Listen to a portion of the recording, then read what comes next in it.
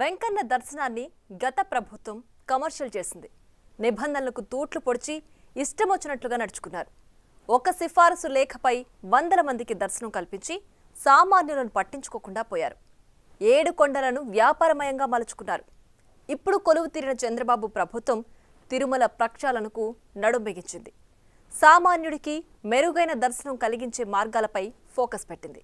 గత ప్రభుత్వంలో జరిగిన అవినీతిని కూడా వెలికితీస్తోంది.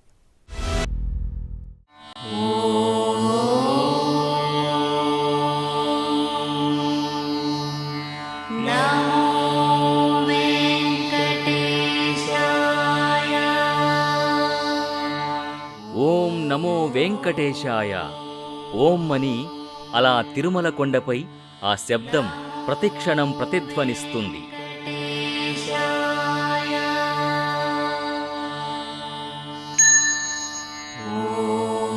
ఆ చాంటింగ్ మనల్ని ఒక ఆధ్యాత్మిక ప్రపంచంలోకి తీసుకెళ్తుంది.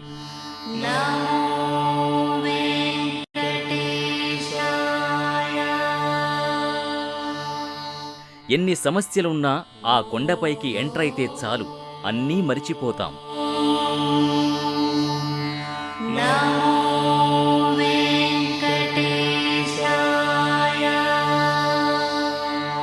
ఇది కలియుగ వైకుంఠం.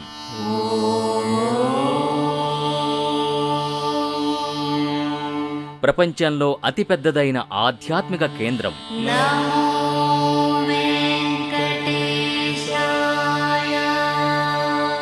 కోటాను కోట్ల మంది భక్తుల కొంగు బంగారం.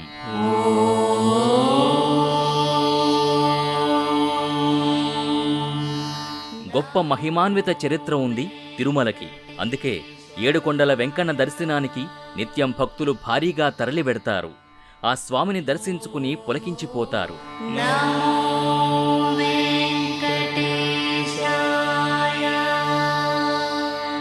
అలాంటి తిరుమలను గత పాలకులు నిర్లక్ష్యం చేశారు. అవినీతికి కేరాఫ్గా మార్చారు.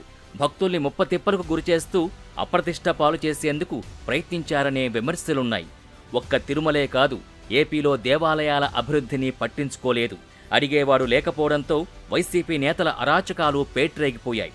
గుడి లేదు, బడి లేదు, అంతటా వైసీపీ నాయకులు తమ ఇష్టారాజ్యంగా నడుచుకున్నారు. ప్రత్యేకించి తిరుమలలో గత 5 ఏళ్లలో భక్తులు పడిన కష్టాలు అన్నీ ఇన్ని కావు.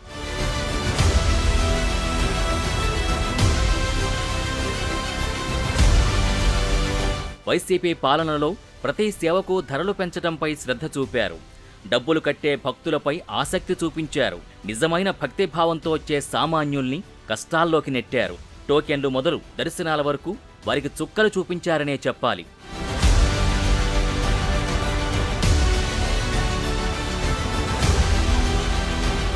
రెండు 2019కు ముందు శ్రీవారి దర్శనానికి రోజుకు 1,00,000 మంది వచ్చినా సింపుల్గా దర్శనాలు జరిగేవి. దర్శనం, లఘు దర్శనం, మహాలఘు దర్శనం అని పెట్టినా భక్తులు సర్దుకుపోయేవారు. క్యూలైన్లు 24 గంటల పాటు సాగినా ఎప్పుడూ భక్తులకు ఇక్కట్లు ఎదురైన దాఖలాలు కనిపించలేదు. కానీ జగన్ పాలనలో పరిస్థితి మారిపోయింది. ఓ పద్ధతి లేదు, వ్యవస్థ లేదు, సమాధానం చెప్పేవారు లేరు. వెల్లువలా వచ్చే భక్తుల్ని నియంత్రించలేక టీటీడీ చేతులెత్తేసింది. భక్తుల తాకిడిని అంచనా వేయకుండా టోకెన్లు పరిమితంగా జారీ చేస్తూ వారందరినీ అక్కడే నిరీక్షించేలా చేశారు.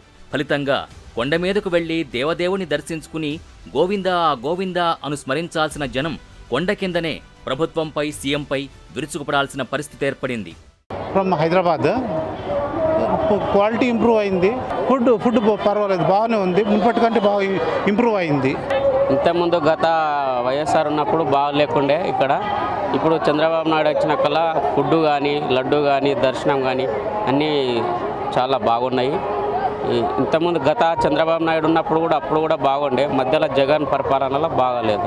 మాకు అన్ని సౌకర్యాలు మంచిగా జరిగినాయి. ఇక్కడ వచ్చినందుకు ఫుడ్ కానీ, ఏది కానీ, లడ్డు కానీ, స్వీట్ కానీ అన్నీ బాగానే ఉన్నాయి. మాకు చాలా మంచిగా అనిపించింది. చిన్నపిల్లలకి పాలు ఇస్తున్నారండి. పెద్దవాళ్ళకి మామూలుగా సాంబార్ అన్నము, పాలు అవి ఇస్తున్నారండి. గతంలో కంటే ఇప్పుడు అన్నప్రసాదం కౌంటర్లో రిసీవింగ్ కానీ అక్కడ పెట్టే ప్రసాదం కానీ చాలా బాగా ఉందండి. అంతకుముందు అసలు ఒక వచ్చి ఇసుక్కున్నట్టుగా ఒక తొందరగా పెట్టేసి ఏదో నెట్టేసేటట్టుగా చేసేవాళ్ళు. ఇప్పుడు నిదానంగా నెమ్మదిగా అన్ని వడ్డించి కూర్చోబెట్టి ప్రశాంతంగా పదార్థాలు కూడా చాలా నెమ్మదిగా ఉన్నాయండి.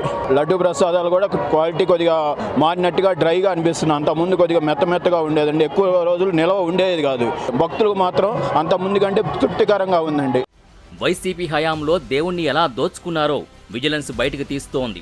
మిగతా విషయాలు పక్కన పెడితే అసలు దర్శనం పేరుతో ఎలా దోపిడీ చేశారో పత్రాలతో సహా బయటకొస్తున్నాయి.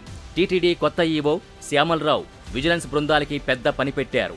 4-5 విభాగాలుగా మార్చి అన్నింటిలోనూ లెక్కలు బయటికి తీయిస్తున్నారు.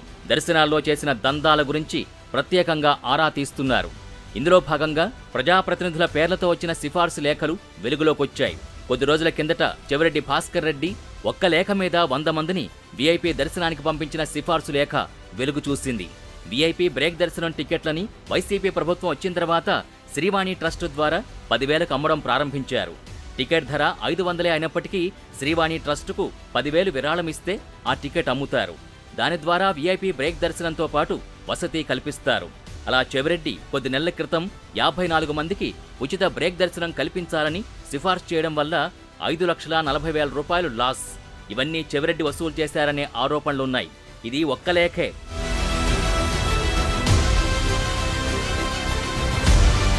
గత 5 ఏళ్లుగా ఎన్నిసార్లు రాసి ఉంటారో చెప్పాల్సిన పనిలేదు. తాజాగా పెద్దిరెడ్డి కూడా అలాంటి లేఖలు రాసి ఆల్మోస్ట్ 100 మందిని దర్శనానికి పంపించారు. ఇలాంటి దందాలు లెక్కలేనన్ని సాగాయని, ఇదో వ్యాపారంగా వైసీపీ నేతలు మార్చుకున్నారనే ఆరోపణలున్నాయి. వీరంతా దర్శనాల్ని ఎలా అమ్ముకున్నారో లెక్కలు తీస్తున్నారు విజిలెన్స్ అధికారులు. ఈ 5 ఏళ్ల పరిపాలనలో వీళ్ళు ముఖ్యదేమో జీసస్ని, వీళ్ళ ముఖ్యమంత్రి ఏమో, కానీ వ్యాపారం మాత్రం ఈడ వెంకటేశ్వర వ్యాపారాలు లాబింగ్లు. ఉదాహరణకి మా జిల్లా మంత్రి, ఉమ్మడి జిల్లా మంత్రి పెద్దిరెడ్డి రామచంద్ర గారు, ఇక్కడ 3 మంత్రులు ఉన్నారండి. ఈయన ఒక్క రోజుకి 74 మందికి బ్రేక్ దర్శనాలు, దాంట్లో 18 సేవా టికెట్లు. తోమల సేవ చూసి తిరుపతి స్థానికుడు పుట్టి పెరిగి నేను తోమల సేవ చూడాలని నా 40 ఏళ్ళ కోరిక, ఇంతలో చూడాల.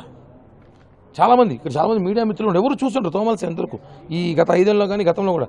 అలాంటిది ఒక రోజుకే 4-5 సేవా టికెట్లు, అర్చనలు, అభిషేకాలు, ఆ ప్రోటోకాల్ టికెట్లు ఏందండి అసలు? మామూలుగా వీఐపీ దర్శన టికెట్ 10,000.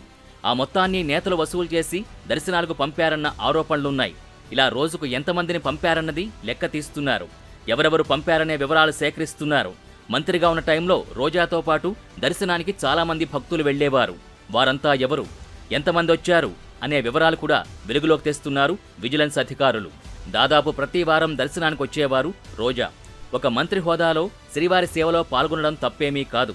కానీ తనతో పాటు నిబంధనలకు విరుద్ధంగా అధికారాన్ని అడ్డం పెట్టుకుని సామాన్యుల్ని ఇబ్బందులకు గురిచేస్తూ ఎంతమందిని దర్శనానికి తీసుకెళ్లారు, ఎంత వసూలు చేసి ఉంటారనే కోణంలో విజిలెన్స్ ఫోకస్ పెట్టింది.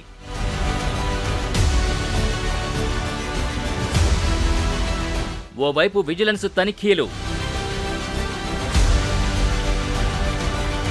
మరోవైపు నూతన ఈవో దూకుడు. గదుల కేటాయింపులో కీలక మార్పులు. ఓవైపు విజిలెన్స్ లెక్కలు తీస్తుంటే మరోవైపు నూతన ఈవో శ్యామలరావు తన మార్కు చూపిస్తున్నారు. తిరుమలలో ప్రక్షాళన మొదలుపెట్టారు. భక్తులే ఫస్ట్ ప్రయారిటీ అని సిబ్బందికి తేల్చి చెప్పారు.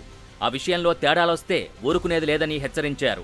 ఇప్పటికే రూములకు సంబంధించి రివ్యూ చేసిన ఈవో పలు కీలక మార్పుల్ని సూచించారు. వసతి గదుల బుకింగ్కు సంబంధించి ఏం జరిగినా అంతా పారదర్శకంగా ఉండాలని అన్నారు. వసతి గదుల కేటాయింపులో అనుసరిస్తున్న విధానాల్ని పవర్ పాయింట్ ప్రజెంటేషన్ ద్వారా అధికారులు ఈవోకి వివరించారు. తిరుపతి ప్రధాన బస్టాండ్ సమీపంలో శ్రీనివాసం, రైల్వే స్టేషన్ ఎదురుగా విష్ణువాసం వసతి భవనాలున్నాయి. ఈ 2 చోట్ల గదుల్ని బుక్ చేసుకోవచ్చు. తిరుమలలో శ్రీ పద్మావతి అతిథి గృహం, శ్రీ వెంకటేశ్వర అతిథి గృహం, రాంబగీజా వరాహస్వామి విశ్రాంతి భవనం, travellers bungalow, Narayanagiri guest house, Nandakam, Panchajanyam, Kaustubham, Vakulamata, Saptagiri వసతి గృహాలు అందుబాటులో ఉన్నాయి. వాటిలో ఆన్లైన్ ద్వారా గదుల్ని బుక్ చేసుకునే సౌకర్యం ఉంది. కాష్ అండ్ డిపాజిట్ రీఫండ్, తిరుపతిలో అందుబాటులో ఉన్న వసతి గృహాలు, కొత్తగా నిర్మాణంలో ఉన్న పిఎస్సీలు, భక్తుల్ని మోసానికి గురిచేస్తున్న దళారులను గుర్తించటం, వారిని నియంత్రించడానికి చేపట్టాల్సిన చర్యలపై ఈవో ఫోకస్ పెట్టారు. మరీ ముఖ్యంగా పదే వసతి పొందుతున్న వారి వివరాల్ని శ్యామలరావు సేకరించారు. వారికి ఎలా వసతి లభిస్తోందనే విషయంపై ఆరా తీశారు. కొత్త వారికి అవకాశం లభించకపోవడం గురించి అడిగి తెలుసుకున్నారు. పదే పదే వసతిని పొందుతున్న వారిపై నిఘా ఉంచాలని సూచించారు. మరికొందరు గదుల్ని సక్రమంగా ఖాళీ చేయకపోవడంపై సమగ్ర నివేదిక ఇవ్వాలని అధికారుల్ని ఆయన ఆదేశించారు.